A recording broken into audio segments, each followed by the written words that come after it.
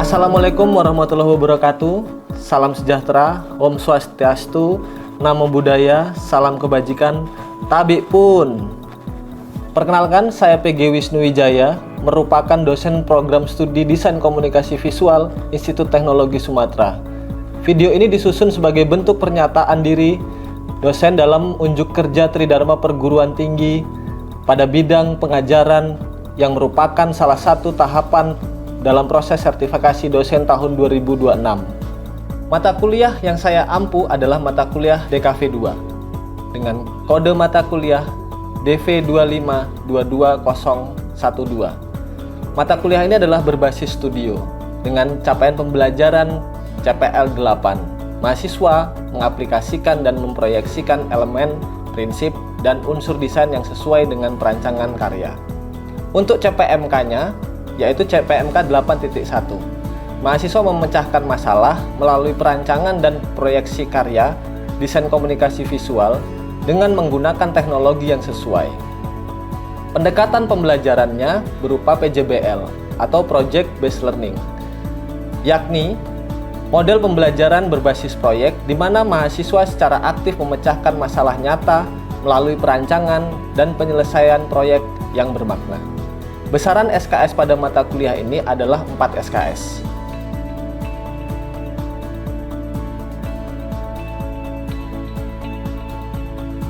Topik perkuliahan pada DKV 2 di setengah semester pertama kita akan membahas soal narasi visual dalam bentuk audiovisual. Dan di setengah semester selanjutnya kita akan membahas iklan komersial. Adapun topik perkuliahan di minggu pertama yaitu kontrak perkuliahan dan pengantar DKV 2. Pertemuan kedua, kita akan membahas narasi visual. Pertemuan ketiga, kita akan membahas sinematografi. Dan pertemuan keempat dan kelima, kita akan melaksanakan produksi praproduksi. Lalu di pertemuan keenam, kita akan melaksanakan produksi. Lalu di pertemuan ketujuh, teman-teman mahasiswa akan melakukan pasca produksi dalam proyeknya. Di pertemuan ke-8, teman-teman akan mengumpulkan proyek narasi visual dalam ujian tengah semester. Lanjut di pertemuan ke-9, kita akan memasuki bagaimana TVC dalam iklan UMKM. Di pertemuan ke-10, kita akan membahas elemen pokok naratif.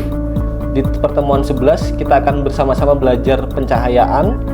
Di pertemuan 12, kita akan memasuki praproduksi. Di pertemuan 13, kita akan memasuki produksi. Di pertemuan 14 dan 15, teman-teman akan membahas soal editing online dan offline.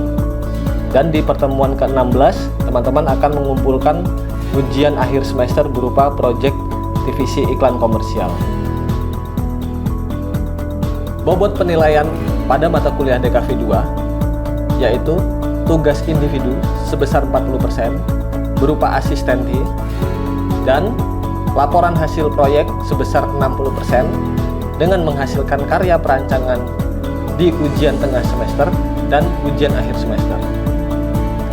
Adapun metode pertemuan dalam perkuliahan DKV 2, kita akan melaksanakan secara tatap muka.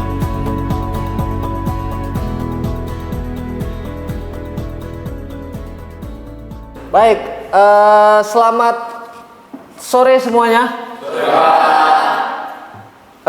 Hari ini kita akan melanjutkan di pertemuan kedua. Sebelumnya Assalamualaikum warahmatullahi wabarakatuh. Salam sejahtera bagi kita semua. Om Swastiastu, Namo Buddhaya, salam kebajikan, tabik pun. Ya pun. Kita coba di minggu kedua ini akan mengulas beberapa hal di pertemuan lanjutan. Tapi sebelumnya kita berdoa terlebih dahulu supaya kelas hari ini berjalan dengan lancar. Berdoa menurut kepercayaan masing-masing dimulai.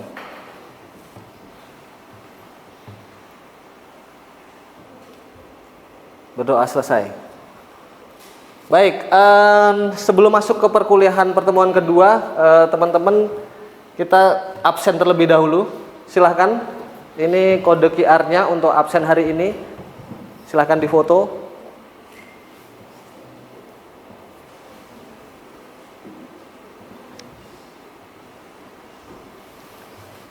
Cukup? Ada kendala soal absensinya? Aman ya? Baik. Untuk itu sebelum kita masuk ke pertemuan kedua, saya ingin mengingat dulu sedikit soal materi di minggu pertama gitu ya. Di minggu pertama kita sudah membahas kontrak dan ada sedikit materi yang disampaikan soal narasi visual. Mudah-mudahan teman-teman masih ingat gitu ya. Ada yang ingin memberikan pendapatnya soal di pertemuan pertama. Masih ingat apa aja materinya? Soal narasi visual kan? Gitu. Ada yang bisa jawab apa itu narasi visual di minggu lalu? Silahkan Hanif. Menurut saya sederhananya narasi visual itu pengisahan kejadian atau cerita yang dapat dilihat oleh indera penglihatan gitu. Pengisahan atau penceritaan yang dapat dilihat oleh indera penglihatan. Oke, yang dapat terlihat oleh mata gitu ya. Secara visual. Baik. Terima kasih Hanif. Oke deh, itu sebagai pengingat aja, mudah-mudahan nggak lupa di minggu lalu ya. Nah, ini yang saya mau bicarakan. Saya ingin mengulang sedikit aja, tadi yang dibilang Hani betul. Jadi pengisahan atau penceritaan yang dapat tervisualkan itu yang kasat mata pastikan gitu kan. Namanya narasi visual gitu ya. Sama seperti yang kalian lihat di sini. Itu gambarnya apa? Gelas ya? Gelasnya ada dua sudut pandang. Ada gelas yang setengah kosong, ada setengah yang berisi. Nah, artinya di dalam satu gambar itu ada dua narasi yang dibentuk gitu ya. Kalian mau lihat sudut pandang yang mana? Gelas yang kosong atau gelas yang berisi. Nah, penceritaan itulah yang kalian akan gunakan dalam membuat sebuah iklan nantinya, yang disebut materi pertemuan kedua kali ini, yaitu storytelling gitu ya. Jadi itulah secara analoginya apa itu storytelling gitu ya. Jadi penceritaan sudut pandang dari diri kalian sendiri melihat visual. Visual apa di depan kalian? Yaitu peristiwa namanya. Nanti kita akan bahas. Gitu ya. Nah, di dalam storytelling output narasi gitu ya. Tadi kita kan bicara narasi visual tuh. Narasi visual. Nah, storytelling itu harus punya sebuah harapan, teman-teman. Jadi kalau bikin cerita gak ada harapannya, itu belum berstorytelling. Gitu ya. Berikan harapan-harapan yang kalian ingin ungkapkan dalam penceritaannya. Dari dua gambar ini, perbedaan antara narasi atau cerita yang di dalam novel dengan cerita yang ada di dalam film itu kadang-kadang ada sedikit perubahan. Nah itulah sebenarnya kenapa kita perlu belajar soal storytelling dalam penceritaan di iklan, gitu ya. Nah, untuk itu kita lihat apa definisi secara harafiahnya, gitu ya. Di dalam buku Substance Structure Style The Principal Screenwriting oleh Robert McKee gitu ya. Kita lihat, jadi unsur cerita itu terletak pada narasi yang dibentuk dalam konflik. Kadang-kadang kan teman-teman dihadapkan dengan cerita-cerita yang saling misalnya berantem, misalnya tidak sesuai ekspektasi. Nah, itu adalah level of conflict gitu loh. Kita membuat cerita yang kita sudah bentuk dari awal gitu ya, dalam bentuk narasi gitu ya. Kemudian kita coba ceritakan ulang lewat narasi visual, itu kita perlu level of conflict, perlu penokohan, supaya apa? Supaya supaya mendapatkan rasa emosional. Nah, itu fungsinya kita belajar storytelling pada pertemuan kedua ini. Begitu teman-teman. Kita lanjutkan. Nah, di dalam cerita atau sebuah narasi, seringkali peristiwa yang disampaikan itu adalah sebuah susunan, gitu ya. Susunan untuk memberi informasi. Ya, tadi yang dibilang ya, informasi kepada siapa? Ke target audience dong. Nah, bentuknya macam-macam gitu ya. Cerita bisa berfungsi sebagai ranah apa? Yang salah satunya yang kita lakukan sekarang ini. Saya sedang bercerita nih ke teman-teman nih. Kemudian bisa juga dengan storytelling itu atau narasi itu untuk membangun cerita sebagai hiburan. Nah, tapi apakah di dalam tanda kutip ada storytellingnya? Nah, belum tentu kan? Nah, itu. Nah, makanya kita akan coba lihat bagaimana sih cara membuat struktur storytelling yang menarik supaya kita bisa memberikan informasi supaya penonton, audiens mendapatkan emosinya, ya gitu ya, pengalaman emosional. Gitu. Ada seorang filsuf namanya Aristoteles, gitu ya. Dia memberikan pendapatnya soal struktur naratif tradisional yang kalian bisa baca di sini ya. Nah, ini elemen storytelling. Yang pertama ada nilai ya, ada nilai, kemudian ada peristiwa, lalu adegan, kemudian pembabakan dan cerita. Ada berapa elemen tuh? 7 elemen ya. 7 elemen. Story telling. Nah, pernah lihat gambar ini? Lukisannya siapa? Nah, lukisan Pak SBY. Lukisan Pak SBY ini dia tidak diartikan sebagai gambar kuda saja. Gambarnya kuda kan? Mirip kuda nggak tapi? Mirip. Atau mirip apa? Pegasus. Mirip apa? Mirip kuda. Nah, cuman yang diberi penghargaan itu bukan gambar kudanya, tapi nilai dari siapa yang bikinnya. Siapa yang bikin? SBY. Makanya harganya jadi 2 miliar gitu. Kalau orang biasa yang menggambar mungkin nilainya nggak nyampe 2 miliar. Karena ini presiden yang bikin, jadi harganya sampai 2 miliar. Jadi di balik itu ada nilai dari seorang presiden itu yang mahal tuh itu. Nah, begitupun storytelling. Nilai dalam penceritaan itu yang mahal, bukan isi ceritanya aja, tapi nilai yang dibangun seperti apa sih gitu. Kemudian ada yang kedua, event atau peristiwa. Peristiwa itu belum terkait ruang dan waktu, tapi peristiwa itu kapan itu terjadinya, peristiwanya gitu ya. Nah, yang selanjutnya baru kita lihat ada adegan. Nah, adegan ini lebih detail dari peristiwa. Dia ada terikat ruang dan waktu. Anak tadi lahir dari keluarga yang miskin. Kira-kira ada di mana tempatnya? Kumuh dan segala macam ya. Nah itu yang membuat adegan itu hidup. Ada peristiwa, ada adegan di dalamnya. Ruang dan waktunya sama. Gitu. Kalau ketika ada ruang dan waktu yang sama, misalnya di pemukiman kumuh, nah itu sudah jadi adegan. Kalau tadi ya anaknya orang miskin, udah kita nggak tahu tuh dia ada di permukiman mana, ada tinggal di mana, kita nggak tahu. Itu ya. Itu soal adegan. Kemudian ada tempo. Tempo ini yang mengatur jalannya penceritaan, mau tempo cepat atau lambat. Seperti lagu, ya. Kan ada tuh iklan-iklan atau film-film yang membuat tempo cepat atau lambat gitu.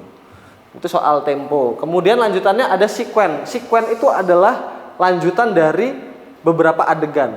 Adegannya pertama di pemukiman kumuh, terus pindah kemana kira-kira? Si anak ini ke sekolah, terus habis itu kemana lagi? Ke pasar. Ngapain di pasar? Ngamen, betul itu. Ngamen. Nah, itu membuktikan bahwa rangkaian-rangkaian adegan itu kalau disusun jadi satu, itu disebut sekuen. Nah, jadi sekuen adalah kumpulan dari scene. Itu ya, teman-teman ya. Kita lanjutkan. Nah, selanjutnya setelah memahami sekuen ada act atau babak. Nah, babak ini nanti kita akan jelaskan lebih dalamnya di dalam plot, gitu ya. Nanti kita akan bahas soal plot. Jadi pembabakan adalah rangkaian urutan yang memuncak pada satu situasi, gitu ya. Itu act atau pembabakan. Situasinya di mana tadi? Misal tadi waktu pas di act pertama dari rumah sampai ke pasar, gitu ya. Kejadian puncaknya ada di pasarnya. Nah, itu act 1 atau babak pertama. Itu ya. Lalu ada terakhir story klimaks, gitu ya. Story klimaks. Nah, story klimaks itu adalah bagaimana tindakan memunculkan sebuah konflik yang ada di paling ujung. Namanya klimaks. Tadi yang saya bilang, ketika orang berantem, dia bisa aja dibunuh, dia bisa aja kabur, dia bisa aja apa, kan gitu. Nah, kita menunggu adegan itu. Nah, itu namanya klimaks. Oke deh, nah sampai situ. Nah, itu adalah 7 elemen dari apa? Storytelling gitu. Nah, selanjutnya saya mau bicara soal pengembangan dari strukturnya Aristoteles yang naratif tadi. Ya, tadi itu kan ada opening, ada middle, ada ending, ada resolusi. Nah, ini ada pengembangan lagi. Nah, di dalam satu babak, ya, ini kan kalau tadi opening, middle, ending itu dari Aristoteles ya, struktur narasi tradisional. Kalau ini struktur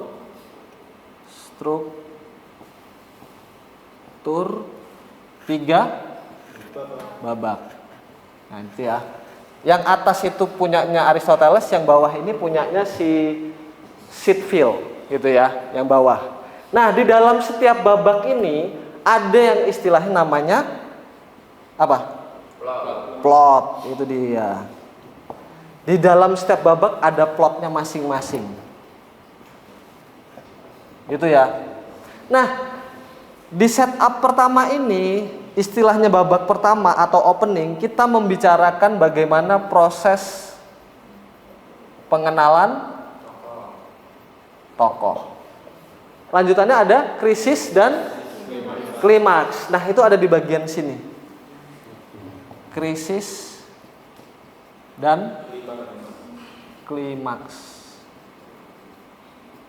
Nah, pada saat krisis gitu ya, dari tokoh ini dia akan mendapatkan beberapa rintangan.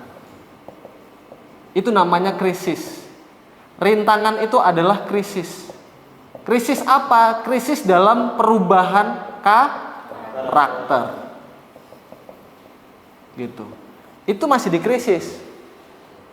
Ketika dia sudah ada perubahan atau pergulatan dalam karakternya, kemudian dia menemukan masalah paling tinggi yang disebut klimaks. Nah, klimaksnya macam-macam nih. Klimaksnya bisa teman-teman tadi yang saya bilang ya, bisa membuktikan bahwa dari kalau yang jahat jadi baik gitu ya. Kalau yang pinter jadi itu mungkin aja kan gitu loh, atau dari yang bodoh jadi pintar. Klimaksnya itu gitu ya. Nah, di bagian terakhir ada resolusi. Ini bagian menurunnya. Kenapa dibuat menurun? Supaya orang mempunyai apa tadi storytelling yang dibutuhkan di awal? Harapan, teman-teman. Terakhir ada apa tadi? Resolusi. Nah, di ending kalau kita masuk ke dalam sebuah konteks iklan atau film, ada dua, ada open ending, ada close ending. Nah, open ending itu dia membuka peluang ke orang supaya orang bisa mentafsir. Endingnya itu dibuat gantung, nah gitu tuh. Ya kan, pernah nggak nonton film atau wah ini nggak endingnya kok ini gimana sih? Nah, ketika ada pertanyaan itu namanya open ending. Tapi kalau endingnya sudah jelas, endingnya mati, endingnya kalah, endingnya menang, itu disebut close ending. Nah, itu disebut resolusi di bagian ending. Mesti harus ada itu di dalam membuat sebuah plot cerita, gitu teman-teman. Oke, kita lanjut. Nah, ini yang saya jelaskan tadi ya. Gambarannya kurang lebih seperti itu, hampir mirip kan? Nah, ini struktur 3 babak. Mana tadi? Ya, ini struktur 3 babak yang di bawah. Yang di atas ini mengambil strukturnya dari Aristoteles yang di awal. Ya, jadi ini pengembangan dari Aristoteles berubah sampai di menemukan struktur 3 babak. Gitu. Oke. Nah, selanjutnya kita lihat. Nah, sampai di sini dulu teman-teman. Sudah memahami apa perbedaan tadi ya? Plot, kemudian bagaimana membedah struktur naratifnya. Kira-kira ada yang ditanyakan? Silakan, Dwi. Mungkin perbedaan yang paling mendasar antara krisis dan klimaks itu apa? Oke, jadi persoalan krisis dan klimaks ya. Jadi gini, kalau tadi yang saya bicarakan adalah krisis itu adalah soal bagaimana si karakter gitu ya teman-teman ya. Jadi kan ada karakter, ada tokoh di dalam storytelling atau penceritaan struktur 3 babak tadi. Tokoh itu emosinya bimbang, harus menentukan pilihan. Nah itu yang disebut namanya krisis. Contohnya nih kalau dalam cerita misalnya pilihan baik dan buruk, benar dan salah gitu.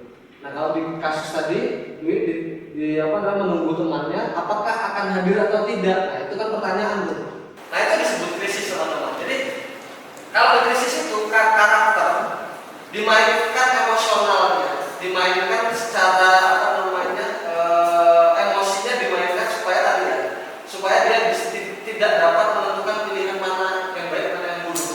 Klimaks itu adalah titik baliknya. Nah contohnya tadi lagi ya, ketika karakter sudah bisa menentukan pilihan, dia akhirnya masuk ke mana? Klimaks gitu ya. Pilihannya baik atau buruk. Tadi contohnya tadi teman Dwi jadi datang atau enggak, tapi dia jadi datang, tapi terlambat 2 jam gitu. Nah itu kan klimaksnya, wah ini orangnya nggak oke nih gitu ya, karena terlambat 2 jam lagi kan gitu. Nah itu namanya klimaks. Jadi perbedaannya adalah ketika dia si karakter itu disebut krisis, dia masih bimbang menentukan pilihan dengan beberapa rintangan-rintangan yang terjadi. Tapi kalau klimaks dia sudah bisa menentukan titik baliknya, menentukan keputusannya, gitu ya. Nah itulah perbedaan paling mendasar antara krisis dan klimaks yang disebut. Nah, makanya untuk itu plot sangat penting digunakan dalam membuat sebuah storytelling, gitu ya. Nah itulah rangkaian dari semua yang kita bahas hari ini di pertemuan 2 antara lain adalah 7 elemen storytelling dan elemen plot. Nah itulah untuk membentuk namanya struktur 3 sinopsis supaya orang memahami apa isi film itu, apa isi ceritanya, bagaimana storytellingnya. Dan di situ ada plot, ada elemen storytelling, baru bisa membuat sebuah sinopsis. Nah, saya coba tunjukkan satu video. Itu adalah trailer dari film Parasite gitu ya. Ini adalah film yang mendapatkan Oscar. Nanti kita akan bahas, saya akan tunjukkan sinopsis dari film Parasite. Kita tonton dulu ya.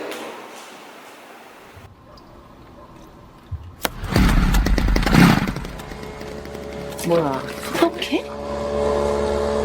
창문 닫아. 나도 봐. 공짜로 집안에 소독도 하고.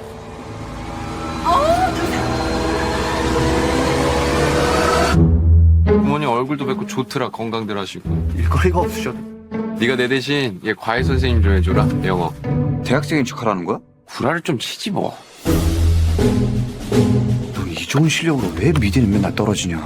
아이씨, 죽을래. 저는 이게 위조나 범죄라고 생각하지 않아요. 참으로시 이적절하다. 부자들이 원래 참 잘 속아. 사모님이 뭐랄까. 풀타임으로 수업 어떻게 하시는지. Is it okay with you?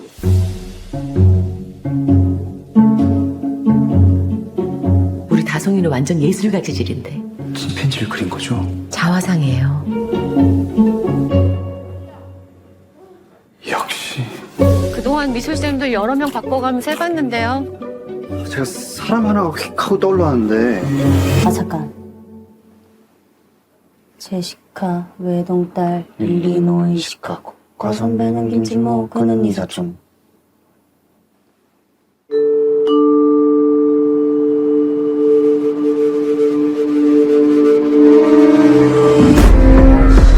부자인데 착하다니까. 진짜 니가 착한 거지. I'm deadly serious.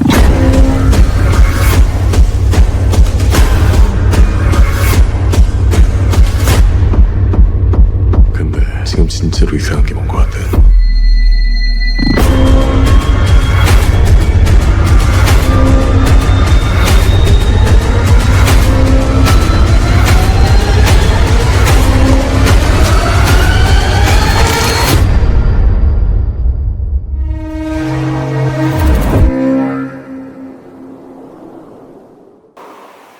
Oke, nah itulah trailer dari film Parasite.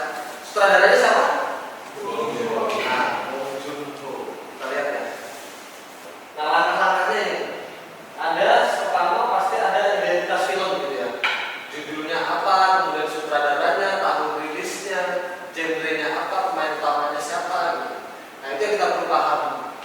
kemudian pengenalan tokoh utama dan tujuan mereka di dalam cerita filmnya atau cerita iklannya apa, gitu ya. Nah, tutup dengan pertanyaan, gitu ya, atau beri kesan misteri supaya orang punya daya tarik ketika mau menonton filmnya.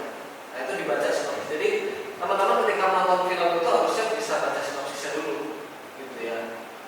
Tadi saya sempat uraikan beberapa kan. Yang pertama apa? Masih kan enggak? Ya. Kita menunjukkan siapa? Tokoh ya. Ya, rata-rata siapa? Keluarga Kim dan keluarga Pak. Ya. Nah, aktivitas siapa?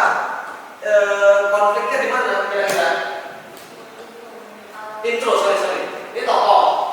Tokohnya Kim dan Pak. Intronya di mana kira-kira? Hidup dalam kemiskinan, betul. Tahu ya?